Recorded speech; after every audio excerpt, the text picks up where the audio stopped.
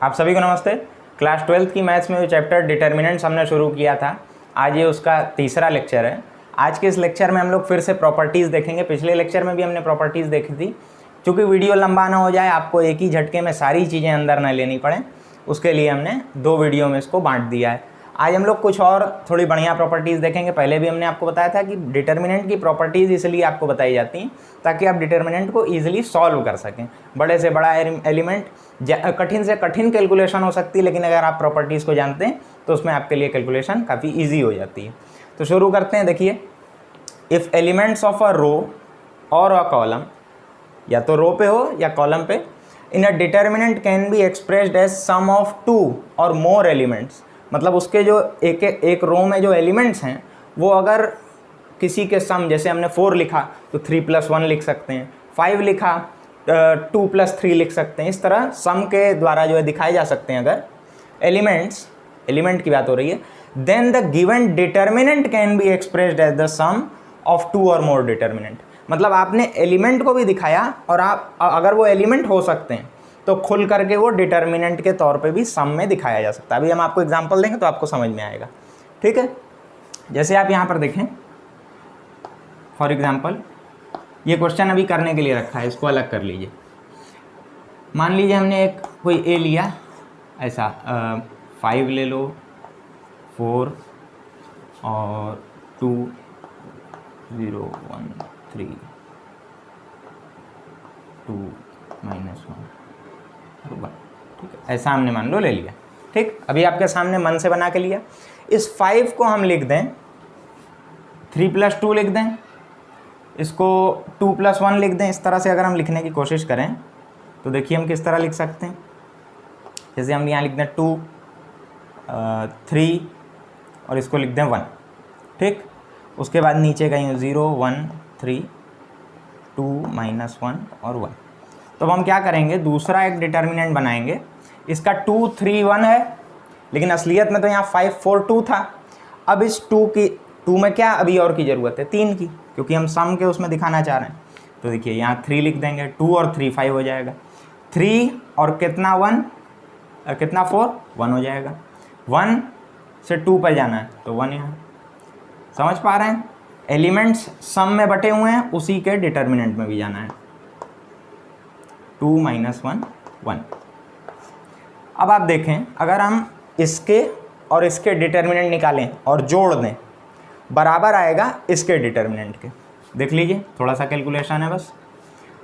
किस रो या किस कॉलम को पकड़ा जाए, तो हमने आपको पहले भी बताया, जिसमें आपको ज़्यादा से ज़्यादा 0 मिल जाए उसको आप सेलेक्ट कर लीजिए, क्योंकि जाहिर सी बात है डिटर्मिनेंट के लिए हम एलिमेंट को भी लेते हैं। 0 होगा तो सारी कैलकुलेशन हमारी वहाँ पे ख़त्म हो जाएगी। देखिए प्लस माइनस प्लस जैसे होता है, ये प्लस है 5, ये कटा 1 और 1 1 हो जाएगा, और -3 और माइनस तो +3, तो 1 + 3, ठीक। फिर उसके बाद ये 0, उसके बाद फिर +2, ये कटा 4 3 12 -1 × 2 यानी 12 - 2। ये 4 5 4 20 प्लस 12 में से 2 गया 10, 10 दूना 20, ये आ गया 40, ठीक। अब आप इसका डिटर्मिनेंट निकालने की कोशिश करिए तो क्या आएगा, 2, ये कटा 1 + 3, ठीक। अब आप कर ले रहे होंगे तेज़ी से, प्लस ये 0 रहेगा और ये 2 नीचे वाला, ये कटा 3 3 9 -1, ठीक। देखिए हमने भी कोई ये क्वेश्चन देखा हुआ नहीं है, आपके सामने ही बनाया है, तो हमको खुद भी लग रहा है कहीं कोई कैलकुलेशन में गलती ना हो जाए। ये कटा 1 और ये +3,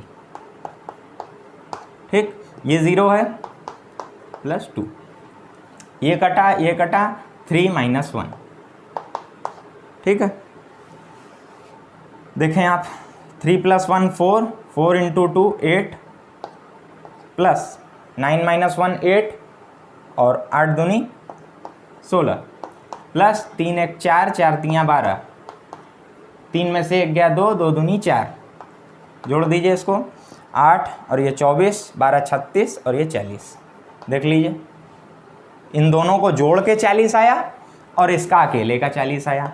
मतलब इससे ये बात आपको समझ में आ रही है और पच रही है कि ऐसा हो सकता है, ये प्रॉपर्टी सही है। अगर एलिमेंट्स सम में बढ़ सकते हैं तो उसके पूरे पूरे डिटर्मिनेंट भी बढ़ सकते हैं, ठीक है। और एग्जाम्पल भी हमने अभी तुरंत लिया, कहीं किसी बुक की मदद नहीं ली, आपके सामने तुरंत कोई भी एग्जाम्पल लिया, आप भी ऐसा कर सकते हैं। देखें, if all the elements of a row और अ कॉलम, देखिए बार बार वही बात आ रही है, जो चीज़ें रो के संग हैं वही कॉलम के संग है, ठीक है। और a column are zero then the values of the determinant is zero. देखो ध्यान देने वाली बात क्या है, ऑल द एलिमेंट्स, किसी भी एक रो के, क्योंकि हम क्या करते हैं, कोई भी एक रो पकड़ते हैं या कोई भी एक कॉलम पकड़ते हैं, उससे डिटर्मिनेंट फाइंड आउट कर लेते हैं। और ये बात भी हमने आपको बताई है कि आप रो 1 पकड़ो, रो 2 पकड़ो या कोई भी रो पकड़ो, जो डिटर्मिनेंट आएगा वो हर रो में, हर रो से सेम होगा, हर कॉलम से भी सेम होगा। तो अगर कोई भी एक रो या कोई भी एक कॉलम पूरी जीरो है तो उससे क्या होगा, ज़ीरो इंटू उसका माइनर जो हम बनाते हैं यहाँ पर, जैसे ये ज़ीरो है, ये भी ज़ीरो, ये भी ज़ीरो, सब ज़ीरो हो गए। अब आप फाइंड आउट करिए इससे, तो यहाँ 0 मल्टीप्लाई करेगा, 5 की जगह 0 मल्टीप्लाई करेगा, यहाँ 2 की जगह 0 करेगा, तो 0 0 0, ये पूरा 0 हो जाएगा। इसीलिए डिटर्मिनेंट क्या आएगा, 0 आएगा। हमें नहीं लगता इसके लिए कोई अलग से एग्जांपल लेने की ज़रूरत है, आप खुद सोच पा रहे होंगे। नहीं सोच पा रहे हैं तो वीडियो बैक करके फिर एक बार सोचने की कोशिश करिए। अगली property, if value of determinant, ऐसा delta becomes 0 by substituting x is equal to alpha, ठीक है, then x minus alpha is a factor of delta या डिटर्मिनेंट। तो देखो काफ़ी लॉजिकल सी चीज़ है, जैसे आप उसमें पॉलिनोमियल में या क्वाड्रेटिक में पढ़ते आ रहे हैं कि कोई भी x की कोई एक वैल्यू रखने पर अगर पूरा पॉलिनोमियल 0 हो जा रहा है तो वो उसका एक फैक्टर है, x is equal to alpha, तो x माइनस अल्फ़ा एक फैक्टर उसका होगा। उसी तरह की चीज़ डिटर्मिनेंट में भी है, ठीक। आगे चलें अब, if all the elements of a determinant above और बिलो द मेन डायगोनल, इसको आप अपर ट्रायंगुलर मैट्रिक्स और लोअर ट्रायंगुलर मैट्रिक्स के तौर पे भी जानते हैं। चूँकि आपकी बुक में नहीं है, हमने यहाँ जिक्र नहीं किया, टाइप्स ऑफ मैट्रिक्स में हम बता सकते थे, आप इंटरनेट पर सर्च कर सकते हैं अगर आपको जानना है, लेकिन यहाँ डिटर्मिनेंट में हम बताएंगे, मैट्रिक्स में सेम चीज़ है। देखें आप, below the main diagonal consist of zeros, then the determinant is equal to the product of diagonal elements। देखें आप, यहाँ पे ले लेते हैं,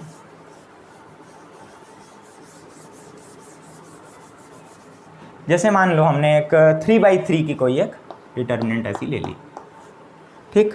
क्या कहा है, डायगोनल के अबव या बिलो, तो डायगोनल बना लो, 2 ले लो और बकिया 0 कर देते हैं, 3 और एक ये 5, ये पहले डायगोनल बना ली। अब डायगोनल के अबव इसके ऊपर सब 0 हैं, यही लिखा है ना भाई, elements of a determinant above और बिलो, या तो ऊपर के सारे 0 हों या नीचे के सारे 0 हों, ये कर दिया। इसको कुछ भी ले लिया, जैसे -2 ले लिया, 1, ठीक, ये तो हो गया सब, ठीक। अब आप देखें, इन्होंने क्या कहा है कि अगर ऐसा हो, मतलब अपर ट्रायंगुलर, इसी को कहते हैं अपर ट्रायंगुलर मैट्रिक्स, नहीं ये लोअर वाली हुई, क्योंकि ऊपर के सब 0 है ना, तो ये लोअर ट्रायंगुलर है। इसमें क्या होगा, इसके प्रोडक्ट यानी 5 × 15 × 30, मतलब इसका डिटर्मिनेंट 30 आना चाहिए। हम लोग फाइंड आउट कर लेते हैं, किसको पकड़ें, हमने आपको बताया है जिसमें ज़्यादा से ज़्यादा 0 हों उसको पकड़ लीजिए। अब चाहे आप इस रो को पकड़ें या इस कॉलम को पकड़ें, हम इस रो को ले रहे हैं 2, ठीक है, ये कटा और ये कटा, तो 5 × 15 और ये देखिए 30 आ गया, है ना। अब आप थोड़ा सा और बदल लीजिए, अब लोअर वाले के लिए भी देख लें, हम इसी में देख लेते हैं। क्या करेंगे, -2 ले लो, -1 ले लो और 6 ले लो, ठीक। ये डायगोनल बन गई, ऊपर वाले सब 0 कर चुके थे, अब नीचे के 0 कर लेते हैं, तो 0 0 0 और यहाँ कुछ भी ले लो, 3 5 1 ऐसा ले लिया, ठीक। अब इसका डिटर्मिनेंट क्या आना चाहिए, नीचे के सारे जीरो हैं, डायगोनल ये है, डायगोनल से नीचे सारे जीरो हैं। इसका डिटर्मिनेंट बाय प्रॉपर्टी क्या आना चाहिए, इनका प्रोडक्ट, डायगोनल के एलिमेंट्स का प्रोडक्ट। डायगोनल क्या है, -2 -1 और 6, यानी कितना हो जाएगा, ये 2 और ये 12, यानी पॉजिटिव में आना चाहिए 12 आएगा। देखें फाइंड आउट कर लें, कैसे करेंगे, सबसे ज़्यादा जीरो वाली रो या कॉलम को पकड़ लें। इस रो को ले सकते हैं या इस कॉलम को ले सकते हैं,